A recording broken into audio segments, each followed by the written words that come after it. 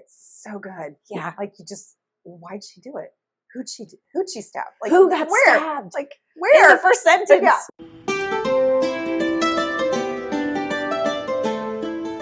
Hi, everybody. Welcome back to Best in Show Books. We are here at Naughty Dog Books, an independently owned bookstore in Nashville, Indiana. I'm Shelby. And I'm Jeanna. And we are very excited to bring you today's episode. We are going to be doing a single book review, and I'm going to let Jeanna kind of intro it because she's the one who got me to read it. So this book, Queens of London by Heather Webb, we kind of had hinted last episode that it was a book club pick for historical fiction, and it was our March pick. And the reason we didn't discuss it too much then was because something just fell on the floor. I did, and I want to make sure. I don't know what that is. A mystery item has fallen Okay. on the floor. I thought it was my mic, so I just want to make No. sure. So No. we didn't discuss it because we enjoyed this book so much and our book club enjoyed it so much. We wanted to highlight just this book. So Queens of London by Heather Webb. She lives in New England with her family and she writes predominantly historical fiction. She has, I think, 9 books out. And she also wrote Christmas with the Queen, which was another historical fiction book club pick at Christmas time that we all greatly enjoyed. In an interview, which was really cute, she said she read a single line that told about the shoplifters in 1920s England. And it was literally just like a single line. She's like, that sparked her interest. So she started researching it and just fell in love with it. She writes historical fiction, but she says she started in a particular era and has worked her way forward in history. I love that. I do too. And when in the interview, they ask her why, and she's like, I needed the history to make sense. She's like, so if I jump in this, 1970s, I don't know what's happening in between. Yeah. So she feels like that makes her writing unique because she pieces together all of the history within the book. So like she knows how World War I affected this book or World War II would affect Christmas with the Queen. So Yeah. I really enjoyed how she explained her writing process. When I heard about that she did that, I felt like that's so genius. And it really gives the book, and even this is the only book I've read by her, my first, I shouldn't say only because I will read something else. It was very cohesive because she does talk about World War I Yes. and how people during this time were affected by World War I, the men and the women. Yes. If I were to ever write a book, which that would never happen, that's the way I would want to do it. Yeah. Have a progression. It just seems like that makes so much sense. So if you were to write a book, what genre would you write? I don't know. I would probably lean nonfiction. What about you? I would be historical fiction. Yeah. That's my favorite makes sense. genre, and I love history, so it just gives me a reason to nerd out and, and visit places. Yeah, exactly. The Write travel. it off. Yeah. The travel would be the best. So yeah, I would do historical fiction. Yeah, that makes sense. Being the historical fiction book club leader. That's no other answer would have been appropriate. I've been weird if I'd said sci-fi. Yeah, I really would have been shocked. Really would have been shocked. Learn something new about you every day. Why don't I go ahead and read the first line? When we were looking for a book to review, Jeanna said, oh, well, what about Queens of London? And I'm going to be totally honest. I was like, no. You didn't like the cover. No. See, that's why. Yeah. It just feels very Gatsby to me. And before we get into the actual plot discussion, it does not feel Gatsby. No, it's not. Yeah. So the cover's a little misleading. Well, we'll talk about this later. I'm jumping ahead of myself. That's okay. The first sentence, maybe I'll read the first couple. Alice wiped her knife clean. Specks of blood dotted the snow-white handkerchief even after what she'd thought had been a good washing the previous night. The man who'd met the end of her blade was strong, but she'd nicked him well enough that he'd turned heel and run. The tosser. The tosser. It's so good. Yeah. Like why'd she do it? Who'd she stab? Like who got where? stabbed? Like where? In the first sentence. Yeah. There's blood in the first sentence. So how would you describe the plot of this? Briefly, if you can condense a 300-ish page book. 1920s to the 30s, London, mean streets of London, like the gangs of London, with a first female detective from Scotland Yard, which drew us in that it was both female sides, that was one of the things that drew me in. And there's morality, there's murder, there's friendship. There's a little girl, Hira, in this. She's an orphan. Loved her. Yes, she's her. precious, and she ends up running away and kind of joining the gang. So you get to see how she navigates the streets as an orphan. Think Little Orphan Annie. but no Daddy Warbucks. But she does join this gang and how she fits in. And it gets a story of choices all the way around. There's love, there's friendship, but there's loyalty within the gang. There's loyalty within the families. The little girl, Hyra, she especially feels torn in several different directions. Absolutely. And so she also has a little dog, I know. Biscuit. Like Jeanna said, she does end up joining this female gang, which the name of the female gang is the 40 Elephants. And so the leader is Alice Diamond. Alice Diamond. Well, it's Alice Diamond is her last name. So yes, that's right. But they end up, because she wears these diamond rings on her knuckles and she uses them to pound on, kind of like brass knuckles. Yeah. So she gets the name Diamond Annie, which I never did quite get the Annie part. It's not confusing when you read because you know who they're talking about. Yeah. But when I am speaking about it, I'm like, Diamond Alice? Yeah. Alice Diamond, Annie Diamond. It's almost like the press gave her that name, the Diamond Annie. Yeah, maybe it has to do with Annie Oakley. I don't know. I wonder if that would have been a contemporary. Might have been. Like a rogue woman. Yeah. I didn't look into that. But most of the time through the book, she's Alice. And the Diamond is just her last name. And then because of the... Yeah. Yeah. So the main characters are this Annie Alice. Yeah. Who is the current leader of the 40 Elephants, this all-female gang of thieves and all-around kind of rough gals, which they talk about. That gang formed kind of in a vacuum during World War I when men were away. There's Alice, and then there is the female inspector, Lillian Wiles. Yes. Inspector Lillian Wiles. Yes. And then you have Hyra, the little girl, and there's also Dorothy, who is a shop girl, she doesn't have as much of a role, but she does have, she's like a main secondary character. She plays into it as the historical side of this is an era when women didn't have a lot of choices and a lot of ways to make a living if they weren't married and taken care of. So she gives you that morality of her choices in working as a shop girl and how she tries to navigate that, making those decisions. For a male boss. Yeah. One male boss, all female shopkeepers. So they're very concerned with the girls being pretty and perky and friendly as they deal with the customers. She and Hyra are the two fiction characters that are in this book. The rest of the ladies that you meet in the book are all real people in history. So I think that's kind of neat too, that there's just a little bit of fiction to carry the story along, but it was enough that I liked it. And it didn't feel embellished. No. You know, sometimes you read historical fiction and it feels like it is a little removed from reality, but it didn't feel like that. And she's got an author's note in the back where she talks about, I heard about this person in a newspaper article. One character has a love interest and she specifically says he was mentioned one time. Yeah. And so she did kind of pull that name and just expound on that. But I thought that was really interesting that she did find this person in history and kind of made him. It was a good way to develop that character because that character has a very good arc.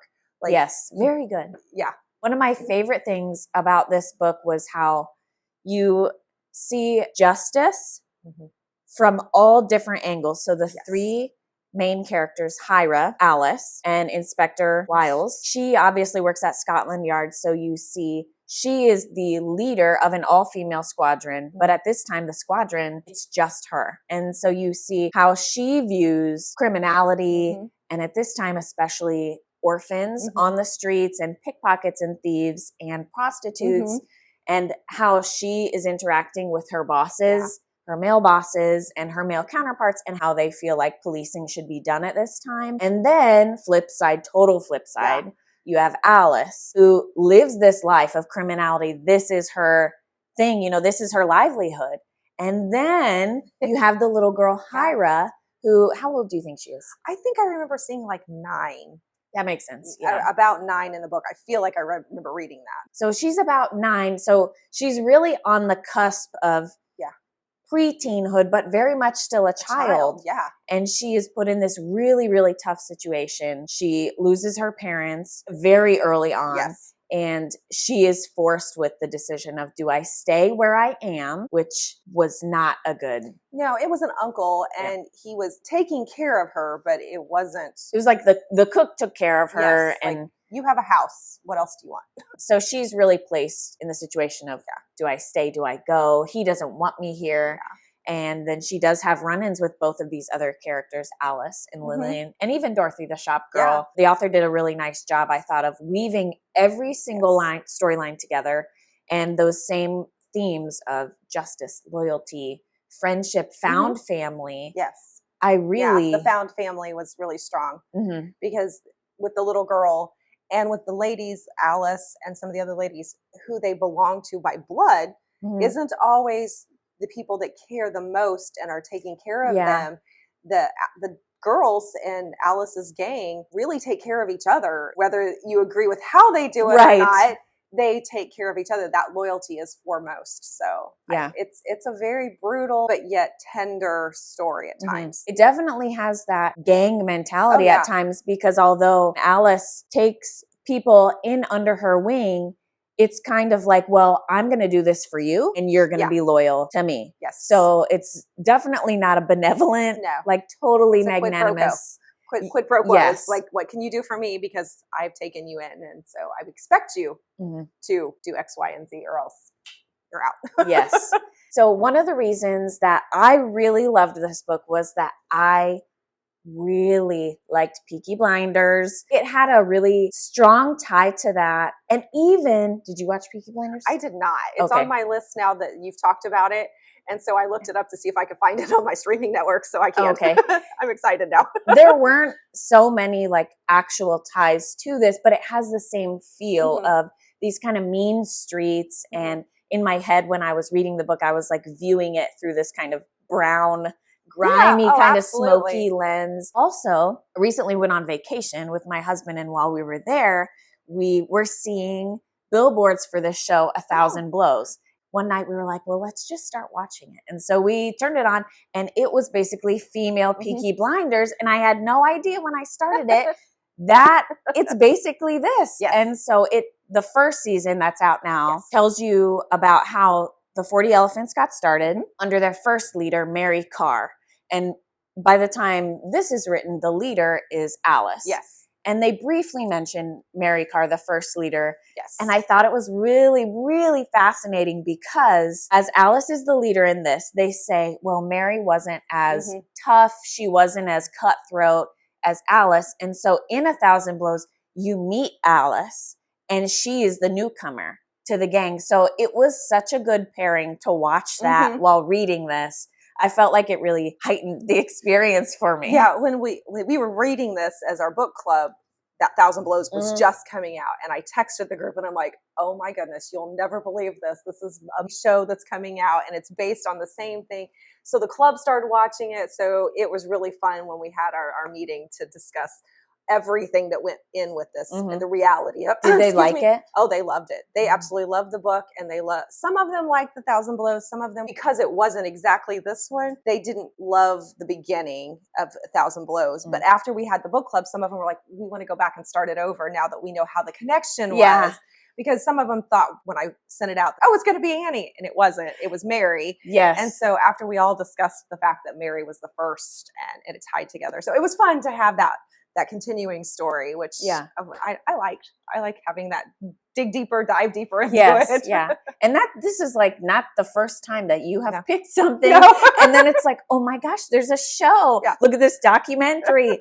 And I feel like this has been several months in a row that this happened. It has. Good picks. It has been fun. It's been fun because the Christmas with the Queen, I found the documentary that was on YouTube, and it actually had the live broadcast which the Queen did.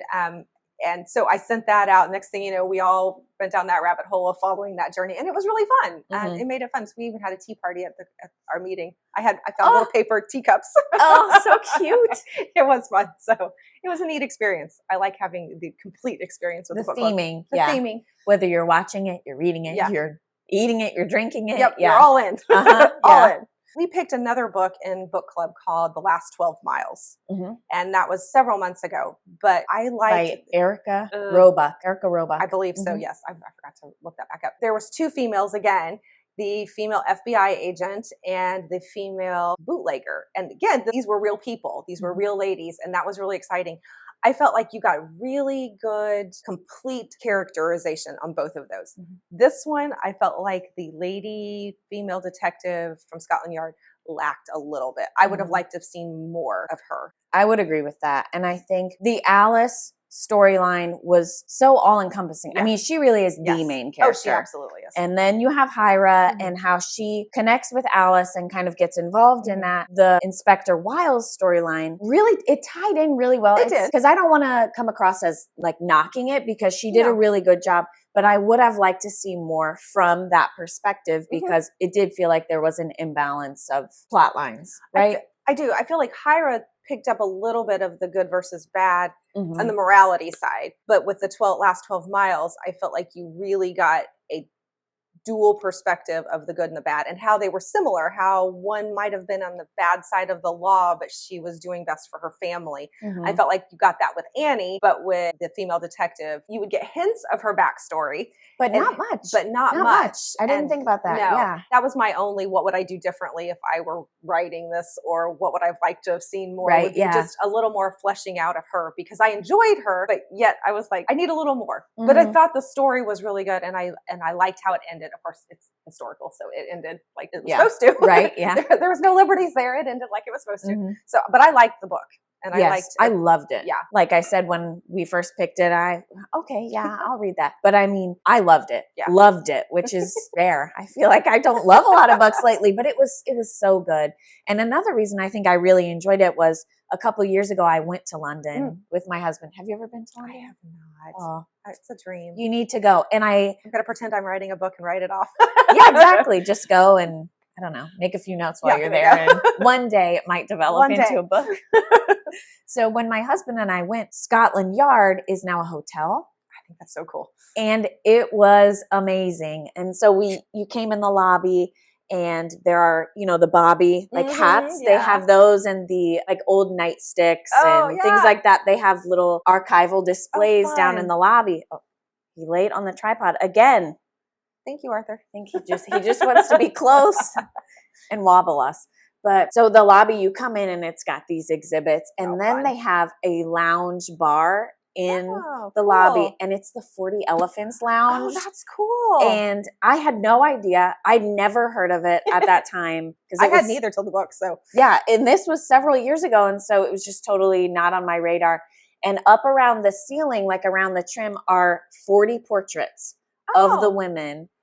All the way around. It's like very speakeasy. That's cool. It's really neat. And the menu was themed. It was just such an experience. So I felt like that also added to why I loved this so much. And so you had connections. Yeah. That's really cool. I think one of the reasons I wanted more out of the female detective is I love the TV show Miss Scarlet and the Duke. Oh, right. And it's a PBS.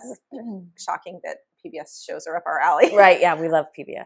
But she is a female detective, probably the original 40 Elephants era. I would say late 1800s. I like the fact that she's working her way through Scotland Yard, trying to get in with them and be a detective, and nobody takes her seriously. And so I feel like I'm also married to a police officer, and I love true crime. So there you go. Yeah. That storyline just really speaks to me. So I wanted more of that, and that's probably why.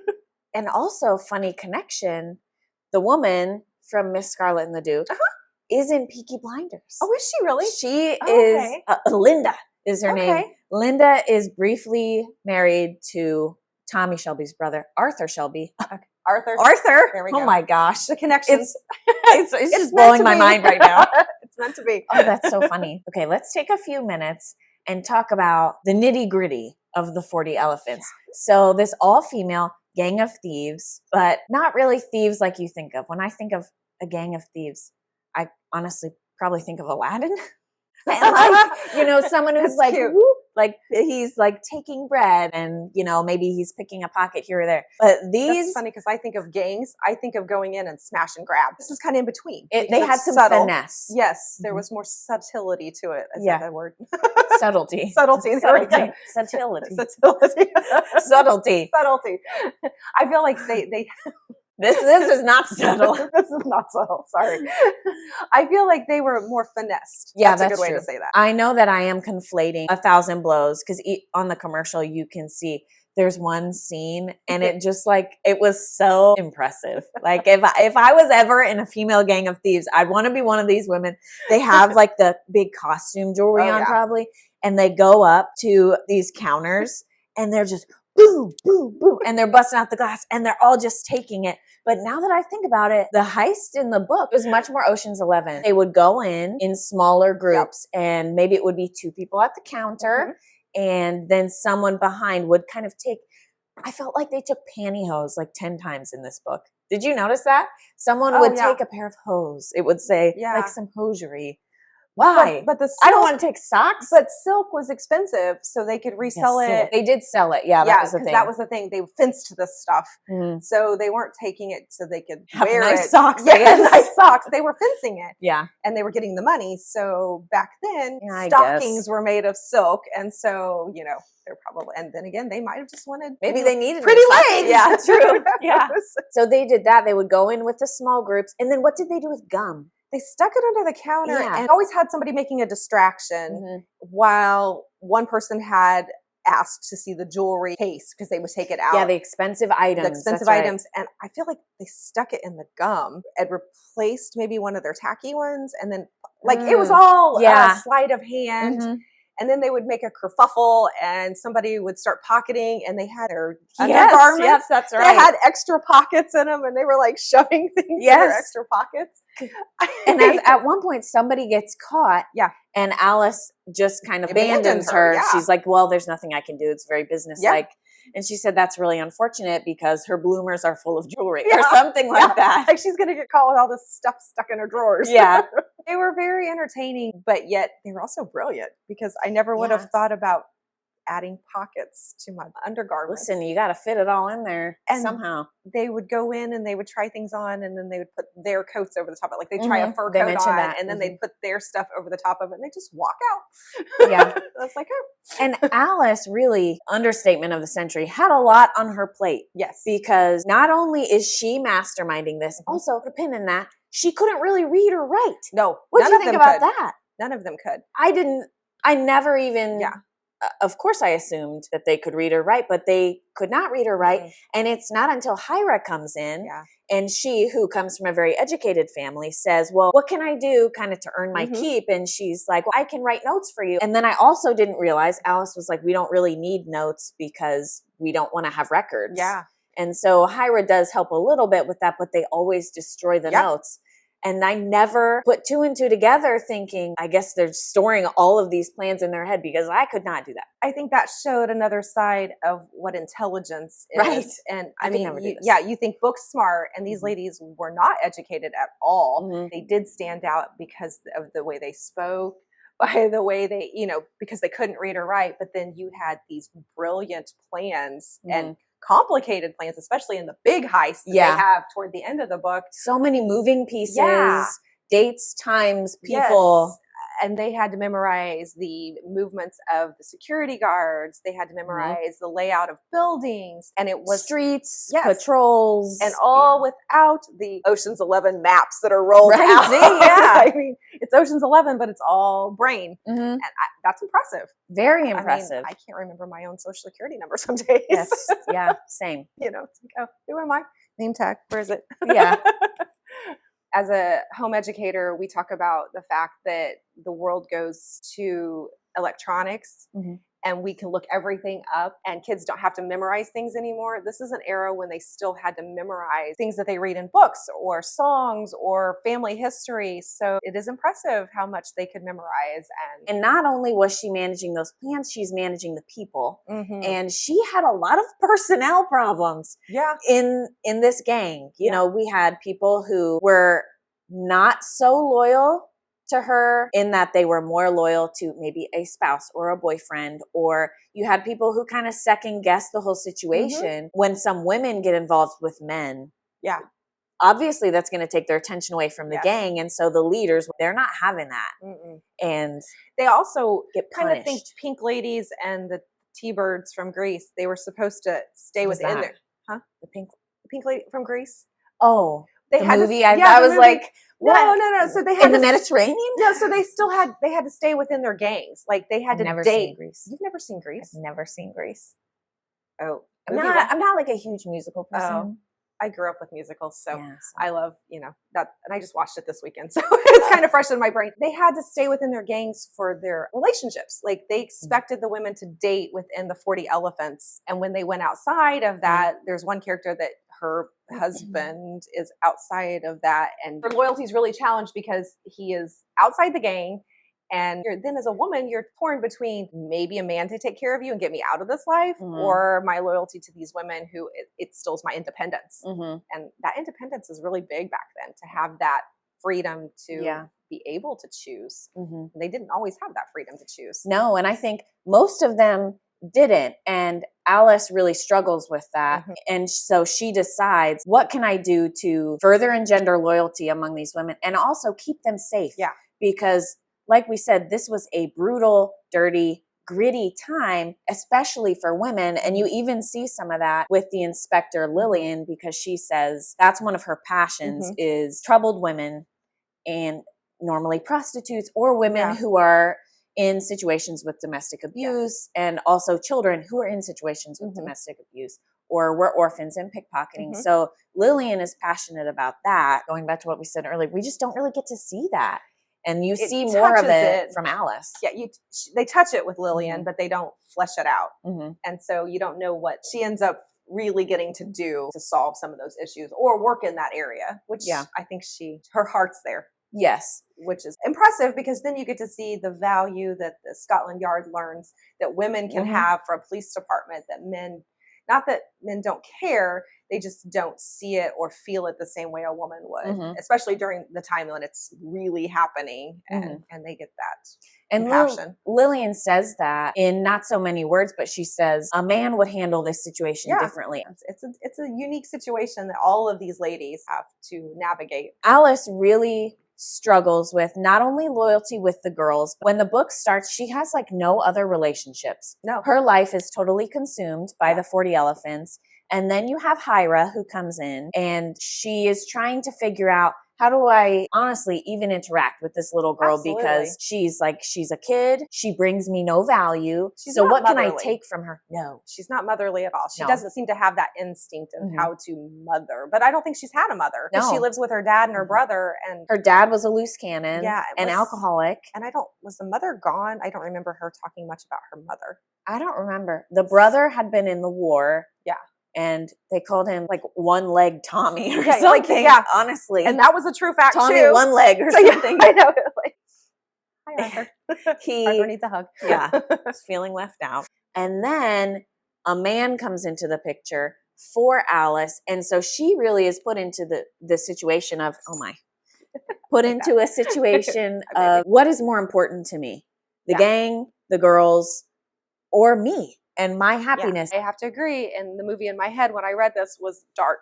Like the streets of London, I can see that gray, brownish, the smog, that grit, and you could smell the sea as they're down by the docks. I mean, you were right there in it, and it was not light and fluffy and pretty. No, in Sweet.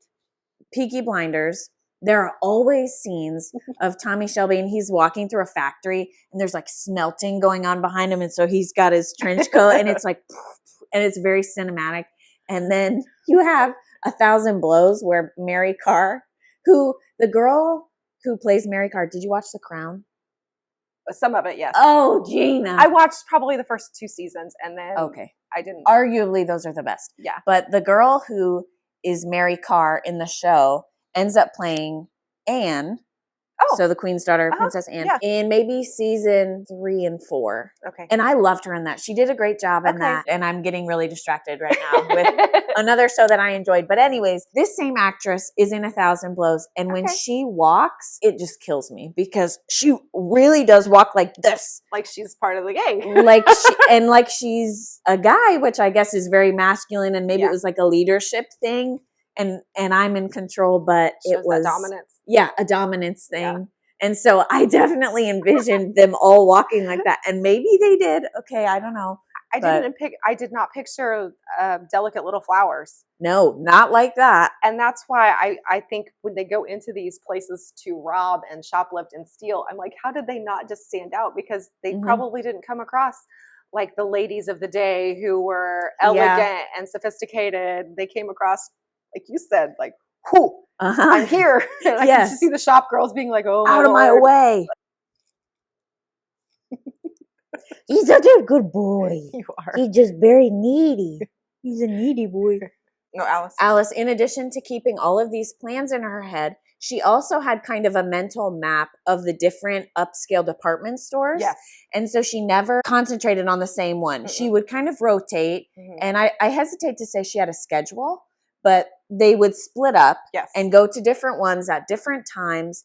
But I thought it was surprising that more of the shop girls didn't recognize the gang. Well, absolutely. Her, they knew. Yes, but they knew her because she would walk in, and sometimes she was the distraction. Yes, because people I were love like, that. "Oh, there she is," and they would follow her. And then the other girls would be over here robbing the daylights out of the jewelry section or the hosiery. The hosiery, always the hosiery. And there was one heist where she was the distraction. Yeah. And I want to say she bought something. Yes. And it was expensive, and people were like kind of taken aback, expected her to Lillian have stolen was assigned at the beginning to be the security guard at these stores because they knew this gang was robbing. And so she was keeping an eye. So when Lillian saw her and stopped her, that was the distraction to get the girls out. Was Yes, because that's right. She's like, I bought this. I don't know what your problem is. And then the other girls just waltzed right out past her. That was kind of their first run-in. Yes. I feel like, because after that, Lillian does kind of get assigned to that. And then she also gets assigned to Hyra, the little girl, for a different reason later on. So speaking of the ending, were you surprised with how Alice's ending turned out? Yes and no. Yes, because I'm a Hallmark girl. I want my happy endings to be all tied up in a cute little bow. But no, because I know where her loyalties lie through the whole book, and I know how she feels about all of her gang, and I feel like it matched her through the whole book. It didn't have a Hallmark bow ending. No. However, it was a very satisfying ending. Oh, no, it was definitely satisfying. I thought every character wrapped up well. Yes. I liked how all of their stories kind of came to a close. Yes. And there's a couple of surprises midway, 3/4 of the way of the book with some of the other characters. Yes. That you kind of go, oh, didn't see that one coming. But that's a good thing. Go on. Go on. Go lay down. I'm all hairy. Yeah, the hair is just flying as we were petting him. I know. It's like fairy dust. It's going to be little dog hairs just floating through the screen. So overall, you liked it. Oh, I loved it. It was a great book. I loved it overall. And knowing that I've read her other book, I really enjoy her writing, and I'm looking forward to seeing what comes next. Yes, for her. I would definitely read something again by her. Yeah. And it's not often that I read historical fiction, and I'm excited to read something else by that same author. Yes, I did good. Yes, it was a great pick. And so we are actually going to link our store's bookshop in the show notes. That's the lingo, in the show notes. So if you want to grab a copy of Queens of London, you can read that and get it there. If you have already read Queens of London, we would love to hear what you think. Or if you've read this author before, because like we said, she has several books out. So we would also love to hear what you think, if there are any others that we should read and discuss by her. Yeah, we appreciate you hanging out with us today. Do not forget to like and subscribe to our channel so that you will miss nothing, and you will always have up-to-date episodes and know when the new ones come out. Thanks again for tuning in to Best in Show Books, a booktube by Naughty Dog Books. I'm Shelby. And I'm Jeanna. And we'll see you next time. Bye.